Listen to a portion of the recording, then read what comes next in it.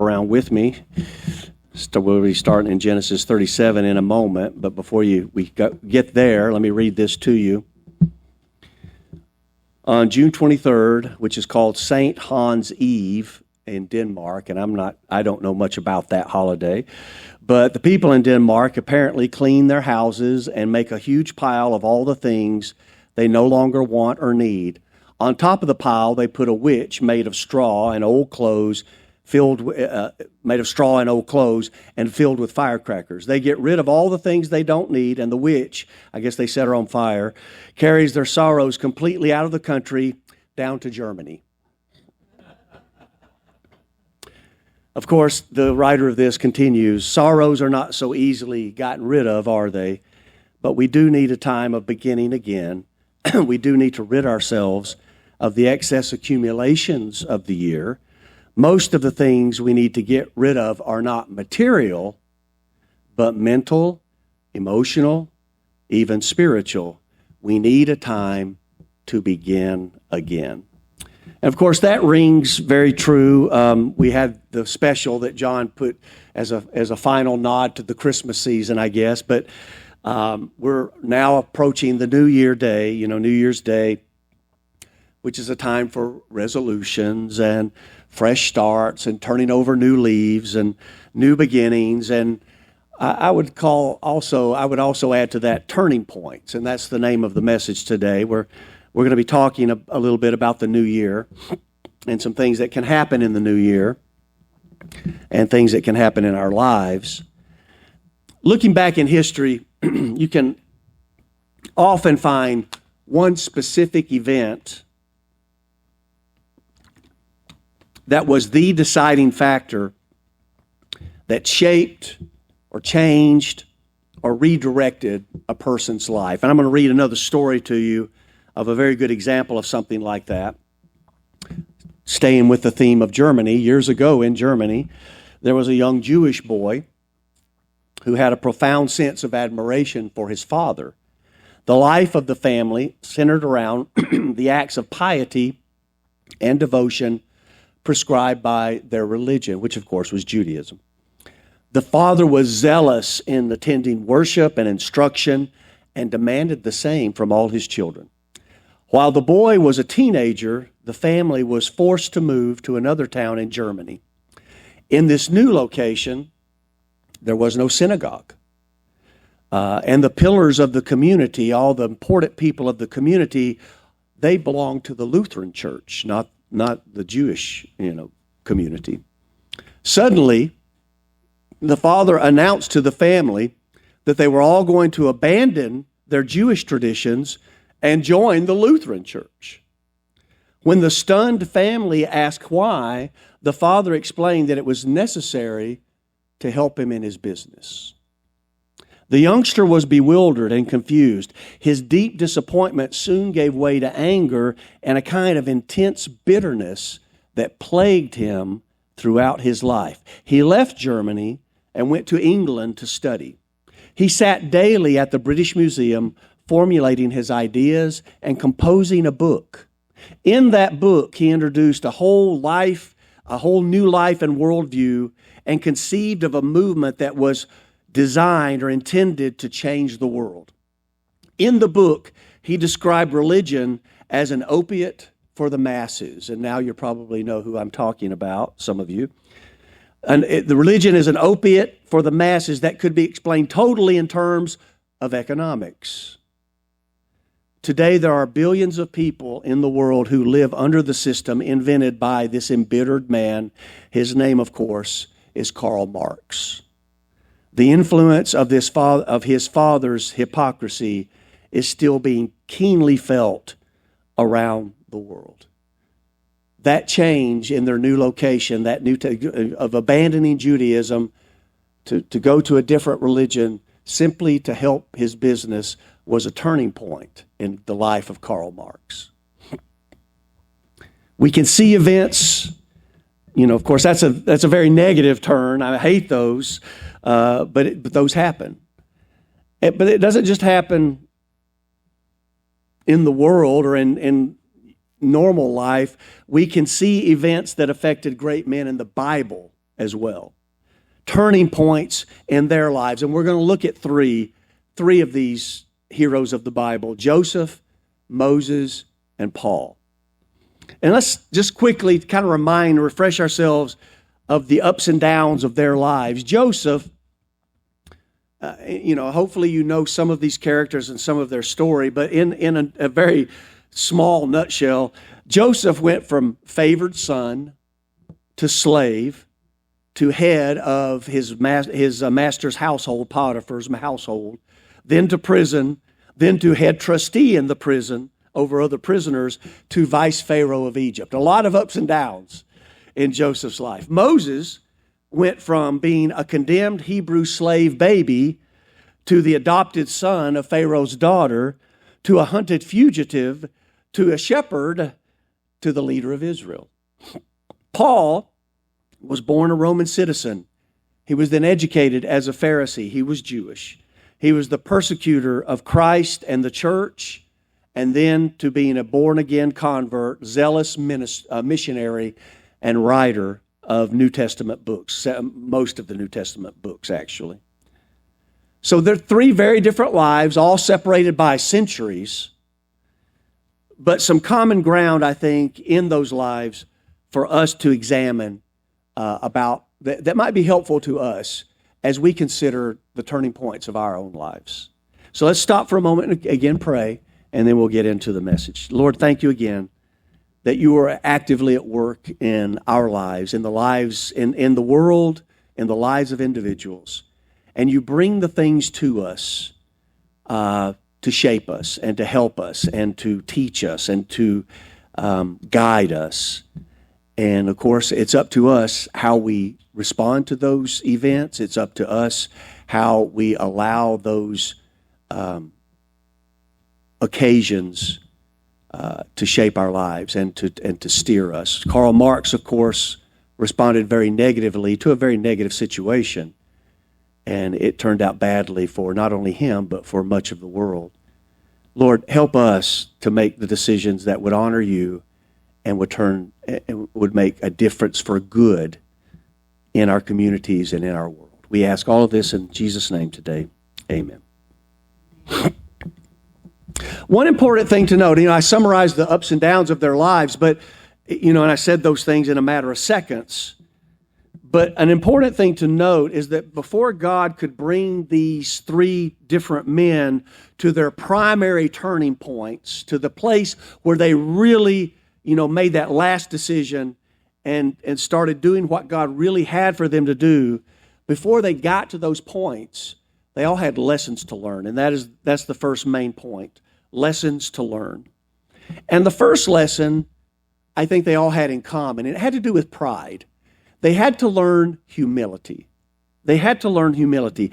Let's look at Joseph. In Joseph, let's read in Genesis 37, and we're going to read verses 2 through 10. This is the history of Jacob. Joseph, being 17 years old, was feeding the flock with his brothers, and the lad was with the sons of Bilhah and the sons of Zilpah, his father's wives, and Joseph brought a bad report of them to his father.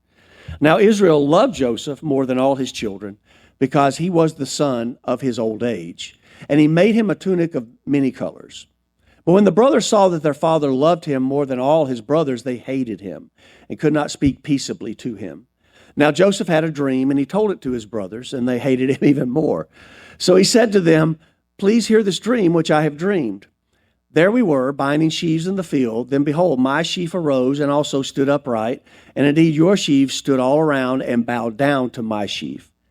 And his brothers said to him, Shall you indeed reign over us? Or shall you indeed have dominion over us?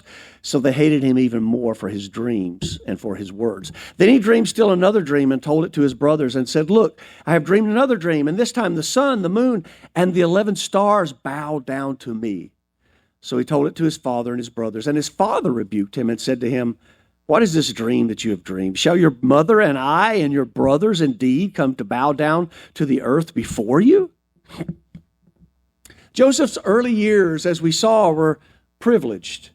He was lifted up higher than his other brothers. He was loved more than his other older brothers. And those early years as a privileged son may have contributed to his attitude, it seems, He had a sort of an arrogant attitude about this. And it seems even his father saw that his attitude was not what it should be, that he was a little bit haughty, he was a little bit arrogant. And I would suggest to you that God knew that Joseph needed a little humbling, and maybe that Joseph learned humility through the pit that his brothers cast him in. Now, did that make what his brothers did right? No. But God uses even the negative things in our lives to bring good things to us. Just keep that in mind. That God helped him learn humility through, after the pit, slavery in a foreign land. He certainly had no privileged life then. And then again, finally, through years in prison. 13 years in prison that he spent, at least, or somewhere around there anyway. 13 years in Egypt, and several of those years, most of those years perhaps, in prison.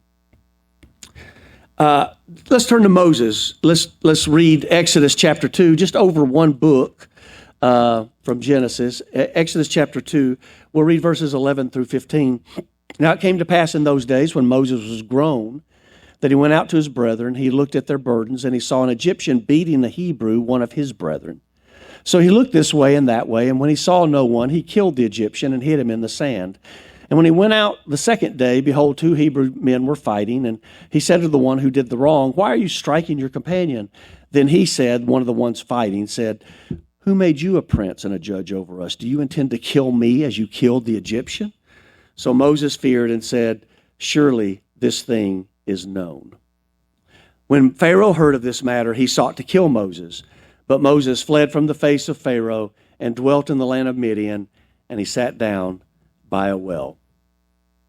Again, Moses has something in common with Joseph. Even though Moses was born a slave and a baby condemned to die at Pharaoh's orders, things twisted, and he ended up in the palace with Pharaoh's daughter.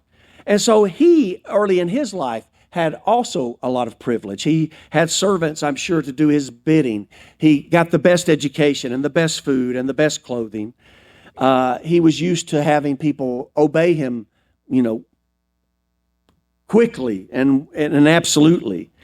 And that may have created an undue sense of entitlement. And we sort of see that play out here in the passage we read, because he assumed for himself the right to make a life and death judgment. He became judge, jury, and executioner all in one setting. He decided just because the Egyptian had hit his brother, he deserved to die. One of his brethren, one of his kinfolk. He was loyal to his own people. That's good. And was standing up for the oppressed. That's good. But was it right to take matters into his own hands and absolutely render capital punishment? I would say, no, that's not the right thing to do. And of course, again, God used that to further train Moses, and we're going to see that in a little while. But I would suggest to you that one thing Moses learned, the humility that he received through 40 years of herding sheep and goats in the desert. It's a long way from the palace to the backside of the desert, becoming a mere shepherd with now your only subjects are sheep and goats. So he learned that maybe he wasn't all that in a bag of chips, but rather he was just another guy. So he needed to learn that lesson of humility just as Joseph did. And then we turn to Paul. Turning over to the New Testament in Philippians, we're going to read in chapter 3, if I can find it here. I've got them all marked somewhere. Philippians chapter 3, we'll read verses 4 through 6 here. Here's Paul talking, and in context, he's really talking about how you can't be saved by works or who you are, your goodness, but rather you must be saved through Jesus Christ. But read what he says about himself in his past life. He said, "Though I also might have confidence in the flesh, if anyone else thinks he may have confidence in the flesh, I more so." And then he gives his qualification. "I was circumcised the 8th day of the stock of Israel, of the tribe of Benjamin, a Hebrew of the Hebrews. Concerning the law, a Pharisee. Concerning zeal, persecuting the church. Concerning the righteousness which is in the law, blameless." Now, again, in the context, by this time, Paul is a Christian, and he's writing to tell them, you shouldn't have confidence in your own flesh, in your own good works, in your own self. If you are to have confidence, I have more reason to have confidence than you would, because look who I am, and yet I know that everything I have, I can only count as dung or garbage. I need Jesus. That was his point in Philippians. But I think what this passage does is maybe give us insight into his attitude before he was saved. He was proud of his heritage. He was proud of his service to God. He was proud of the fact that he kept the law. He was sort of like the rich young ruler, when Jesus asked him, keep the law. And he said, well, I've done all that. I've kept them from my youth up. And I'm sure Paul felt the same way. If personal qualities and achievements could save, then Paul thought, surely I am saved. And that seems to be where Paul placed his confidence early on. Where did he learn? He had pride in his heart. Where did he learn humility? 3 days of blindness after talking to the Lord on the road to Damascus. That's what changed Paul. All of a sudden, blinded by a great light. We're going to read about that later. But he had to learn humility. He had to learn that, again, he's not the special person that he thought he was. It's difficult for people to do what they should do until they learn humility.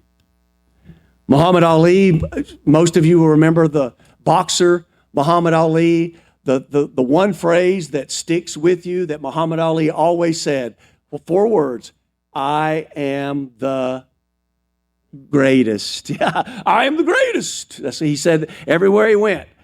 Well, this little story represents that. He says Muhammad Ali was in his prime, and as he was about to take off on an airplane flight, the stewardess reminded him, that tells you how old the story is, they're flight attendants now. The flight attendant reminded him to fasten his seatbelt, but he came back brashly, Superman don't need no seatbelt. The stewardess quickly came back to him, Superman don't need no airplane either. Ali fastened his belt. He learned a little bit of humility in that moment. Middle Ages theologian Thomas à Kempis once said the following: it is good for us that we sometimes have sorrows and adversities, for they often make a man lay to heart that he is only a stranger and a sojourner in this world, and may not put his trust in any worldly thing. It is good that we sometimes endure contradictions and are harshly and unfairly judged when we do and mean what is good, for these things help us to be humble and shield us from vainglory. Just so, God had to break the pride of these men before they could become some of his greatest servants. Joseph, Moses, Paul. You can't be a submissive servant with an arrogant heart. Our hard times and our heartaches that we experience can teach us the valuable lesson of humility if we will let them teach us. Let me ask you a question. Has this past year been challenging or difficult at times in some way? Maybe if it has, be thankful it's not 13 years as Joseph went through, or 40 years in the desert as Moses went through before he learned his lessons. So we have some reason, if the time of trouble has just been contained in this year, or maybe it's still going, but be thankful for God that he loves you, and try to let God teach you through these experiences whatever it is you need to learn. So all of them needed to learn humility. They had pride in their hearts. And then besides the common lesson of humility that they all have, and we probably share that with them, we all need to be taken down a peg or two here and there. Each of these men also had individual lessons or personal lessons to learn that would help them in their future service for the Lord. In other words, God is going to prepare them for what he has for them to do through some of the lessons and some of the hardships that he allowed to come into their lives. For instance, Joseph. Let's go back to Joseph. I told you that Joseph is 13 years in Egypt, and we're not sure how long he was at Potiphar's house and how many years he was in prison. We're not positive about that, but I expect that most of the time was in prison. But in his whole 13 years as a slave, as a prisoner, he learned about Egyptian society, didn't he? He learned the language. He had to. Nobody was going to learn Hebrew. If he was going to be useful to his master, he had to learn how to communicate. He had to learn the language. He had to learn the culture. He had to learn the customs. And all of these things, he became, in essence, an Egyptian. And all of these things would be necessary for him to rule successfully when he finally became vice Pharaoh.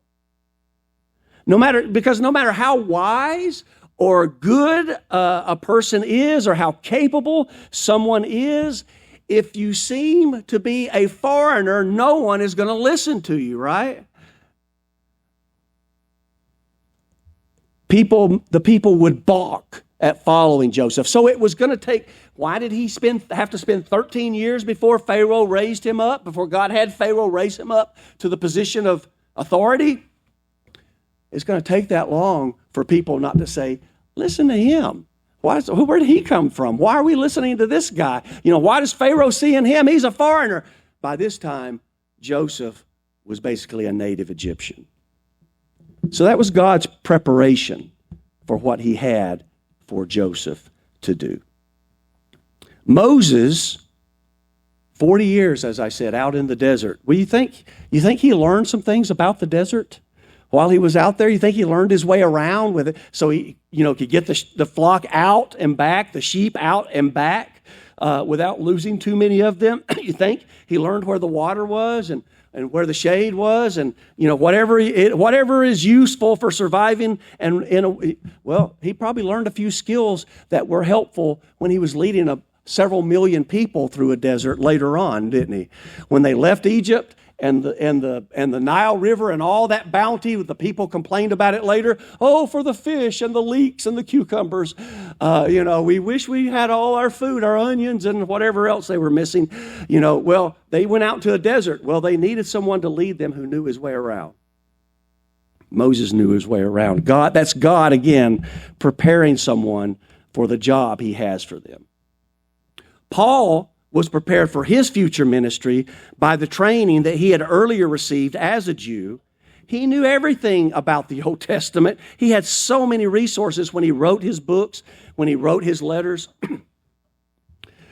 And he also learned, by the way, some things by participating in persecution. Do you remember he was the one, he witnessed the first martyrdom of Stephen.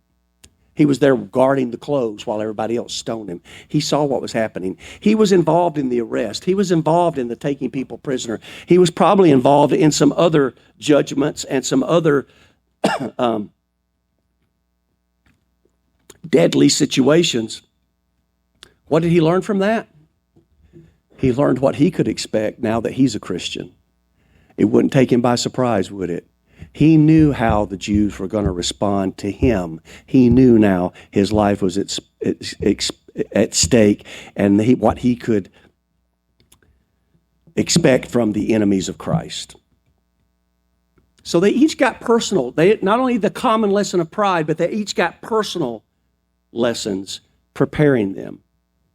And I would suggest to you this morning that we all have personal lessons to learn, so that we might become that which God intends for us to be and to do for his glory. Sometimes you may know right away God's teaching me. I've told a story about how I was, and I'm going to keep this brief because it's not really in my notes, but it just came to me. One time, Christina and I were coming to church on a Wednesday night, and it was one of those dark, nasty, wintry, some nights we've been having here recently. And we were going through a time where not many people were really showing up on Wednesday night. It was just even less than what shows up now. And it was just a handful of us. And I was I was just in one of those moods, and I said, why do we even bother with this? What's the point? Nobody's coming. Nobody, it's nasty out. I'd rather be at home in front of a fire. Something, I could be reading or something. Why am I even doing this? Well, we got in, and we got started. We did the normal thing, and a young man came in and sat about where Danella is, and I was up here, or I was here at the microphone, I don't know, but came in, sat down. We finished up, and I went over to him to introduce myself and welcome him, and I found out that he was a worker. I don't know if it was I think it was construction, but anyway, he said, I just became a Christian a few weeks ago. And I came up here on this job. I had to come out of, from down south. I think it was from Oregon or somewhere. I had to come up here and do this job. And he said, and I needed church. I was missing it, and I needed encouragement. He said, I haven't been a Christian very long. And I drove right past your church on the way to my job. And he said, and I saw that you guys have a Wednesday night service. And he said, and I came here, and I promise you, these are his exact words. And the lights were on and the door was open. And I came in. And I said to myself, okay, Lord, I get it. That's why we do it. That's why. I knew in that moment God was teaching me something, right? Sometimes we know he's teaching us. Sometimes it takes a while to realize, oh, that's why you let that happen. Okay, got it. And maybe we won't learn some of our lesson. Maybe we won't know why God does some things till we get to heaven. But the point is, are you willing that God should teach you? Are you willing? Do you want him to mold you and make you by the breaking of your pride, by the introducing you to the unique experiences that he wants for you? Your attitude about that can make all the difference in the world as to how you receive the lesson. One man said, tough or tedious experience can either destroy or build up, depending on our chosen response. It will determine whether you become better or bitter. It's up to you. I'm going to read you the story of another man that I know you'll know who he is by the time we get to the end of it, but you may not know everything he went through. When he was 7 years, this gentleman, when he was 7 years old, his family was forced out of their home on a legal technicality, and he had to work to help support them. At age 9, his mother died. At 22, he lost his job as a store clerk. He wanted to go to law school, but his education wasn't sufficient for him to pass the entry exam.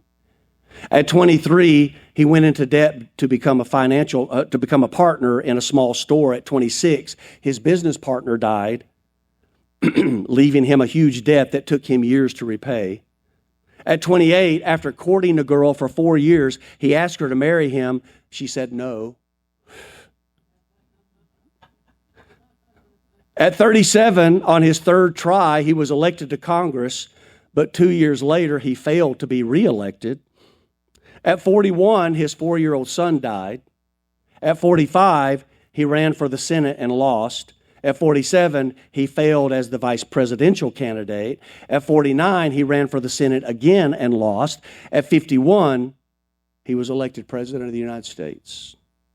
His name, of course, you know by now, is Abraham Lincoln, a man many consider the greatest leader our country has ever had. Those bitter, intense disappointments surely helped Abraham Lincoln guide the country and help him through the bitter 4 years of the Civil War, didn't it? Don't you think God was preparing him for hard times ahead? He didn't grow up on lollipops and rainbows, did he? He was ready for the crisis to come because God had put those things in his life to get him ready. And just as with Abraham Lincoln, hard things will come to pass in all of our lives. And if you will think about them and learn for them, you will find that even the most adverse things that you can think of will yield fruit in the end if you stay true to God. Corrie ten Boom said, every experience God gives, and by the way, Corrie ten Boom spent time in a Nazi prison camp. So if you want to know what her hard time was, if you didn't already know that. She said, every experience God gives us, every person he puts in our lives is the perfect preparation for the future that only he can see. So these three men, Joseph, Moses, Paul, all had lessons to learn before the main turning point came. But another thing about them, before the turning point came, there was another factor, another aspect to them that's very important for us to understand. Another thing about them before their turning point is they were already being busy. Being busy. Joseph was always doing his very best. If you'll go back with me to Genesis chapter 39, let's read verses 1 through 9.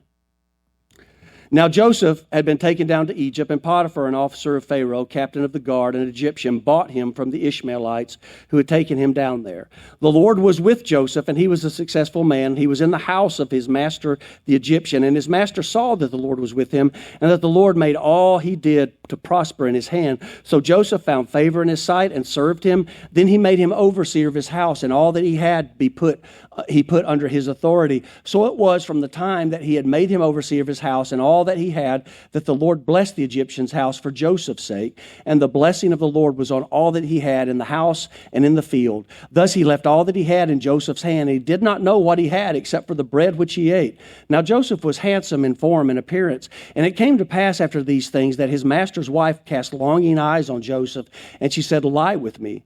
But he refused and said to his master's wife, look, my master does not know what is with me in the house, and he has committed all that he has to my hand. There's no one greater in this house than I, nor has he kept back anything from me but you, because you are his wife. How then can I do this great wickedness and sin against God? So it was, as she spoke to Joseph day by day, that he did not heed her to lie with her or to be with her. And then let's scooch over to verses 20 through 23. This is after she accused him, even though he never did anything wrong. She falsely accused him. He was sent into prison, and this is what happened in prison. Then Joseph's master, in verse 20, then Joseph's master took him and put him into the prison, a place where the king's prisoners were confined, and he was there in the prison. But the Lord was with Joseph and showed him mercy, and he gave him favor in the sight of the keeper of the prison. The keeper of the prison committed to Joseph's hand all the prisoners who were in the prison. Whatever they did there, it was his doing. The keeper of the prison did not look into anything that was under Joseph's authority, because the Lord was with him, and whatever he did, the Lord made him prosper. Now, first of all, emphasize the fact God blessed. That's the main thing. Right? The Lord was with Joseph, made everything prosper.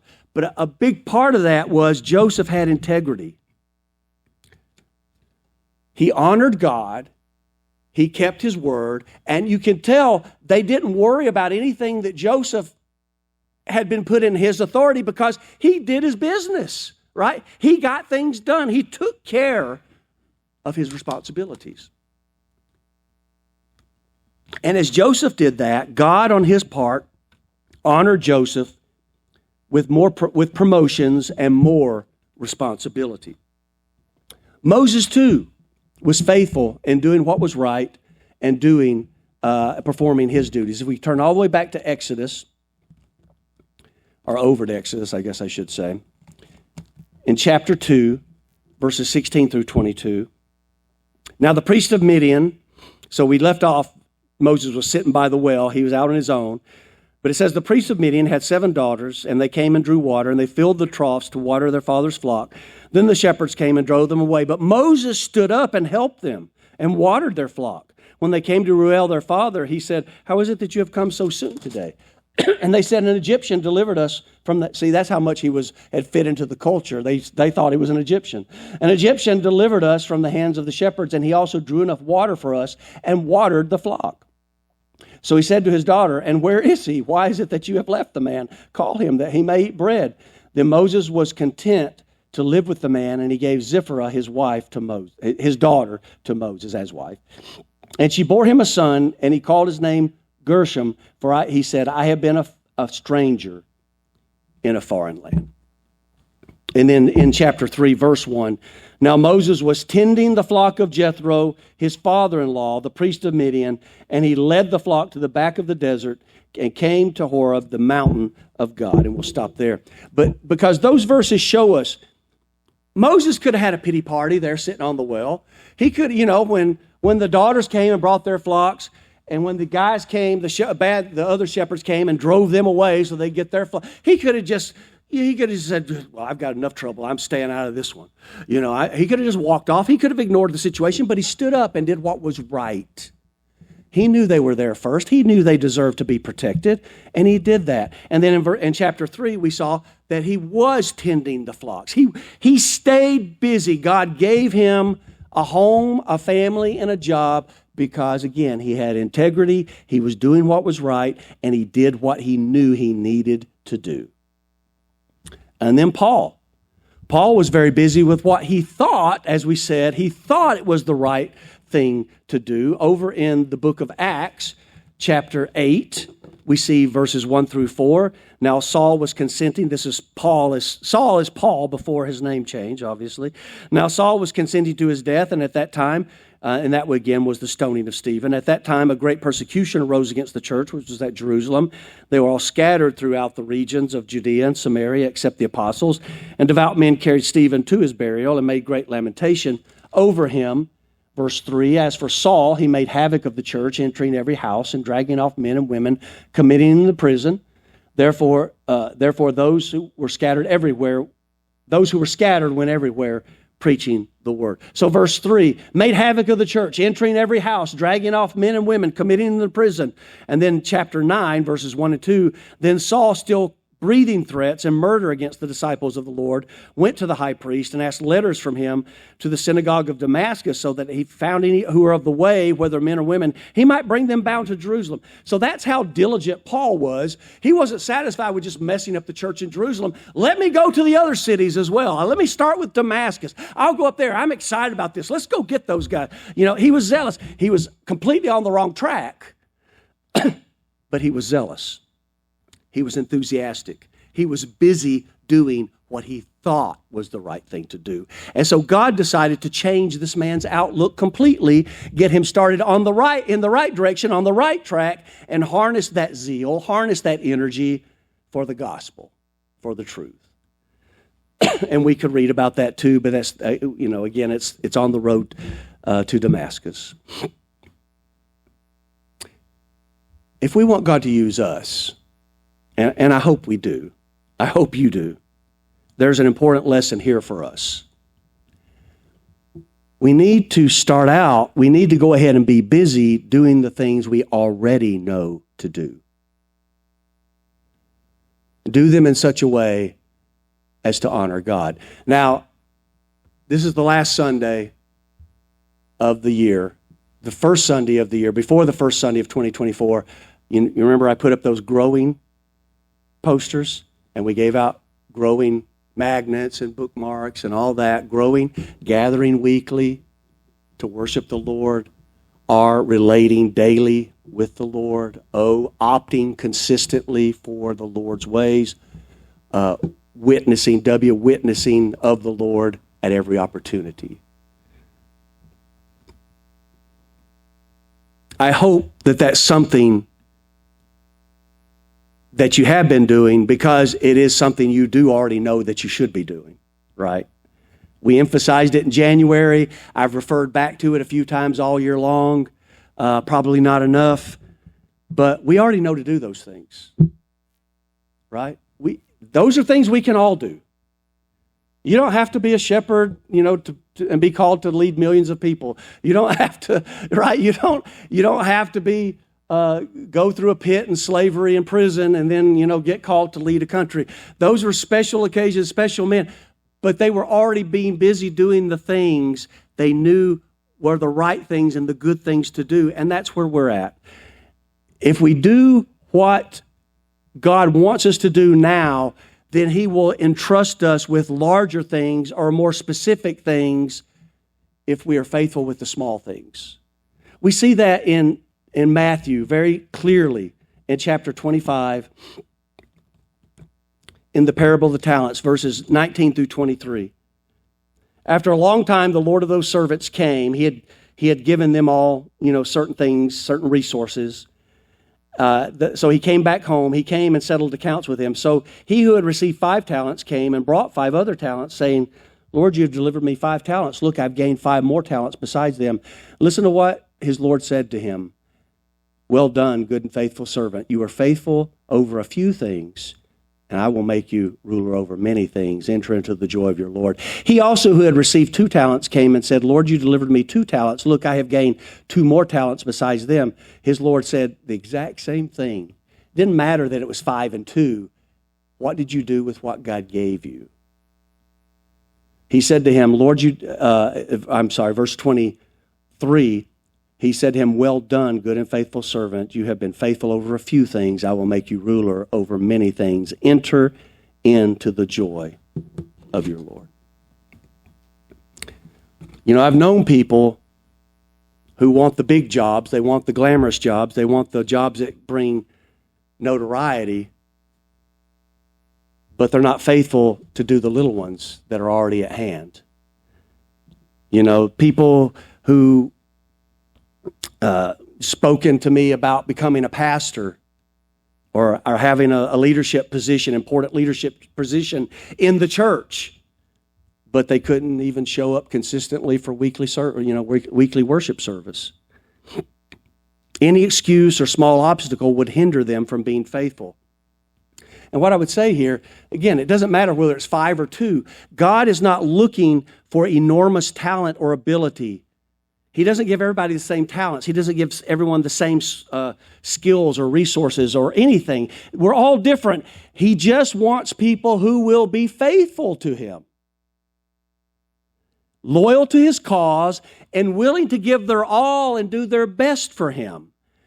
He wants people with availability.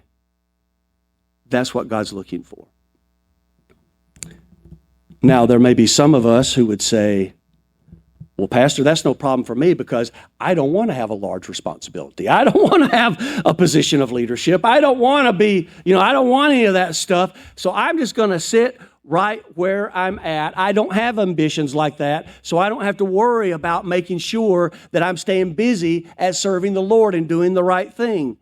Not so fast, my friend. Because there is another aspect to this as well.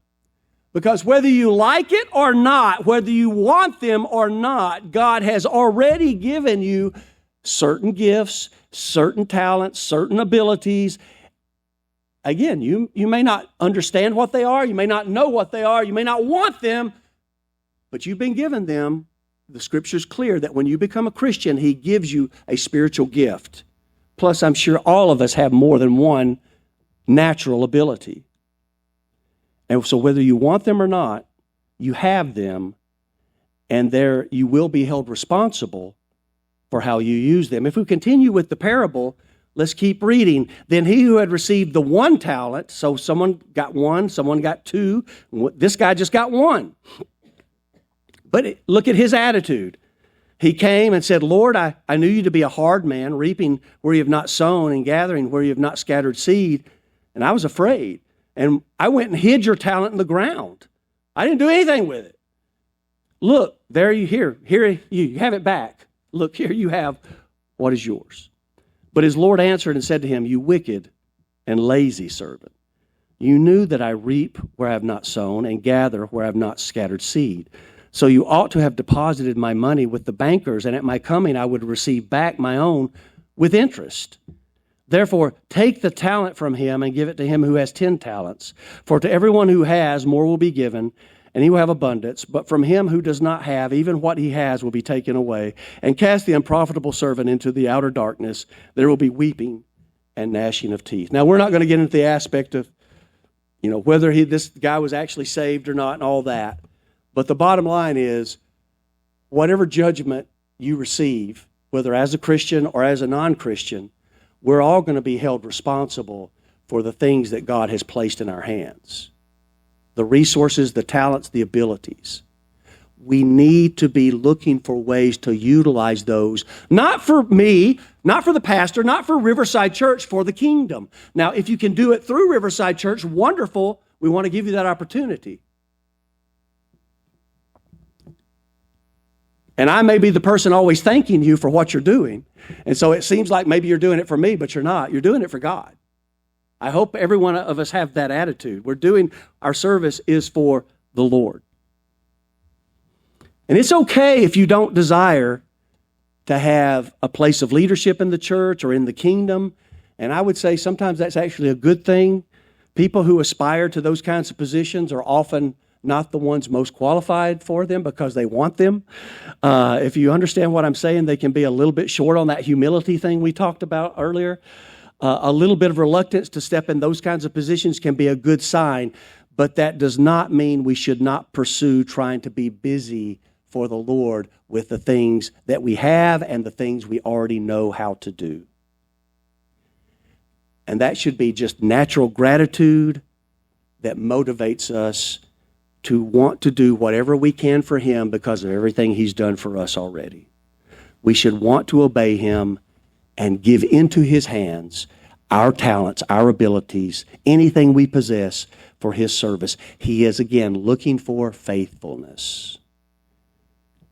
And I believe that's the biggest part of how we're going to be evaluated when we stand before Him in judgment. How faithful were you in doing what I called you to do? Even if it's a little thing. Little, big, makes no difference. God does great things with little things, right?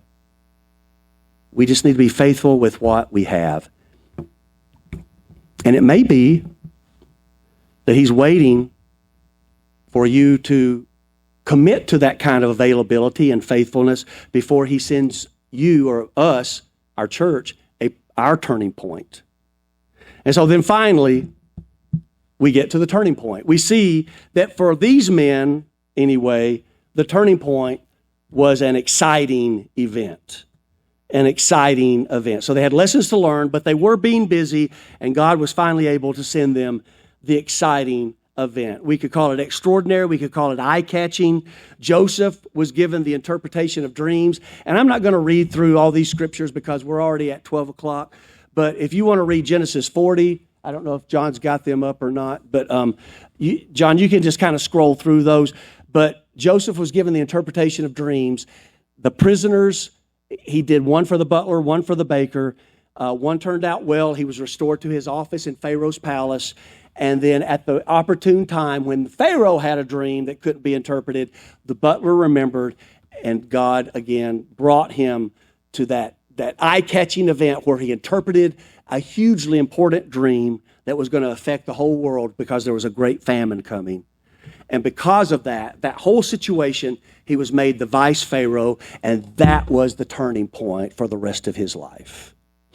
For Moses, well, all of you, the term burning bush is proverbial. Everybody knows about Moses' burning bush, and that was how God got Moses' attention. And that, even though he was, well, I'm going to get back to that. He was 40 years in the desert. Probably thought that was going to be the rest of his life, and he sees a burning bush, and from that point on, God calls him to go back into Egypt and bring His people out and take them to the promised land. And so he was called to deliver Hebrews, his fellow Hebrews, from Egyptian bondage. Paul, we've already talked about it, on the road to Damascus, was blinded by a light, spoke to the Lord. That's in Acts chapter 9. He was converted because of that experience, eventually became the very first missionary, and again, we've already said, wrote much of the New Testament. Exciting, eye-catching events. But the thing about those were, they weren't just a flash in the pan, they were also enduring. All of these men went through some hard times after they went through the turning point. You say, well, wasn't it hard enough to get to the turning point? And then after the turning point, they finally got the job they were supposed to be doing. Then they still had more hard times. You better believe it. Joseph and Moses had the headaches of being a ruler, of being a leader. Let me tell you, that's not all fun. Again, it's not all lollipops and rainbows. You have to deal with people. Most managers I know of who step down from management positions saying, I just got tired of dealing with people. I just want to do this job over here in this corner by myself, and everybody leave me alone, right? Because that's tough. Paul, of course, had to suffer. In fact, God told Ananias when he said, go touch him, get him, take away his blindness. We're gonna make, and then I'm going to show him what things he must suffer for the Lord. So Paul knew going into it, this is going to be a tough road. Paul had a lot of suffering to endure, but in spite of all of that, none of them quit the job that God had called them to do. The exciting event, the turning point, was eye-catching. It was exciting, but it didn't wear away. It endured. They said, I know this is what God has called me to do, and I'm sticking with it. They were convinced that they were doing God's will, and that was enough, because that's the one they wanted to please. They wanted to please their Lord God. And after going through these trials, all the tough times, these men are now renowned, given glory, and they are given honor which will endure forever. Romans 8:18, for I consider that the sufferings of this present time are not worthy to be compared with the glory which shall be revealed in us. This is temporary. Whatever glory we receive in the kingdom will be forever. It will endure if we endure. God has worked. God is still working in the lives and affairs of men and women, through all time to bring about His will. I am not a prophet. I'm not making a prediction, but it may be that His will, that you or me or our church reach some sort of turning point this year. Question is, will we be ready for it? Will we have learned our lessons? Are we being busy so that God can send it to us? Some of you may say, oh, surely not me. I'm too old for a big life change. Sorry to tell you, that's no excuse, because Moses, I told you I was going to get back to it, he was 80 years old at the burning bush. 40 years in Pharaoh's palace, 40 years in the desert, another 40 leading the children of Israel. What a reward. But he was faithful. Moses was old. Being up in age is not an excuse. You don't get to retire as a Christian. I'm sorry. Or someone might say, well, I'm just too set in my ways for a big life change. Well, Paul was pretty set in his religious views too when Jesus changed his life, wasn't he? He knew he was right. He had grown up in it. He wasn't about to change until he did. Okay, is that a sign? There's the turning point. Someone might say, I'm not quite done yet, John. Someone might say, oh, I'm not important enough for God to use very much. But He called Joseph out of a prison.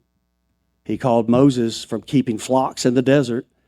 Again, there are no good excuses to limit God's calling on our lives. So again, are you learning the lessons you need to prepare for God's service?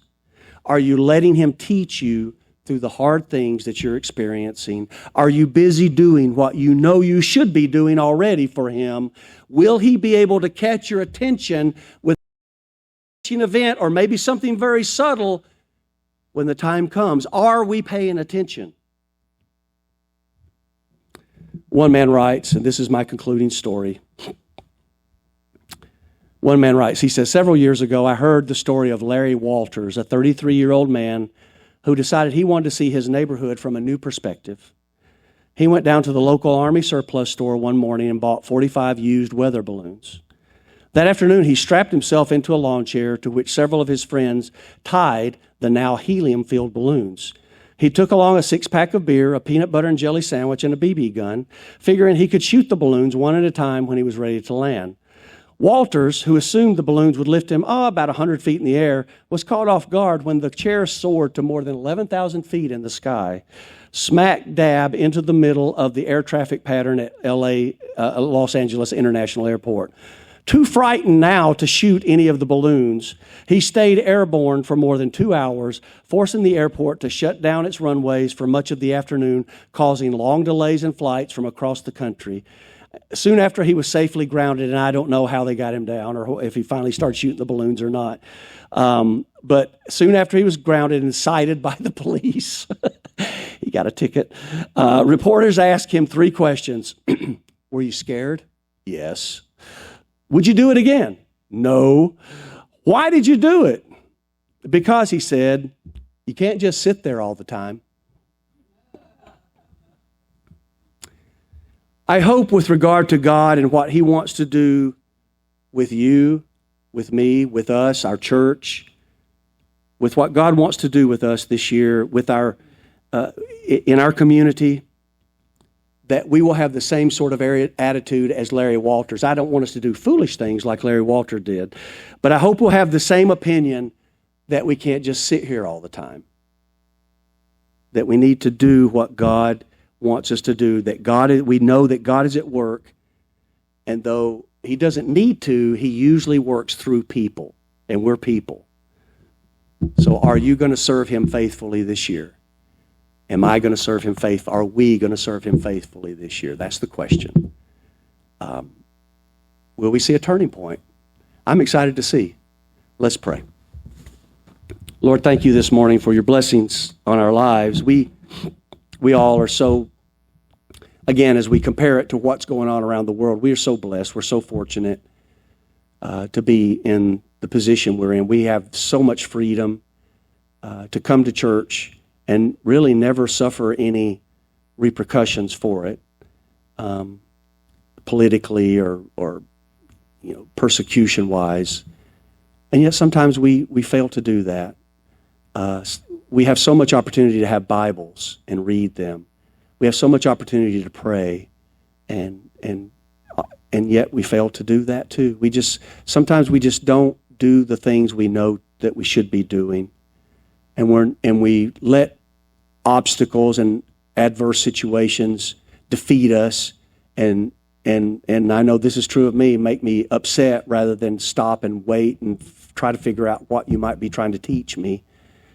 And I pray that you would just help us all to have better attitudes about the lessons you're sending us. Help us to realize that you're preparing us for something. And then help us to be busy at what we know to do, and help us to be willing to watch and wait and listen and discern your will and the places you put us, so that we might serve you the way you want us to serve you. Help us to be faithful, help us to be devoted to you, and help us, Lord, to just understand the big picture of this world, is that it is temporary and your kingdom is eternal, and we need to be all about your kingdom. We ask that you just go with us this day and help us to serve you this year in 2025. In Jesus' name. With heads still bowed and eyes still closed, if you're here today and you need to talk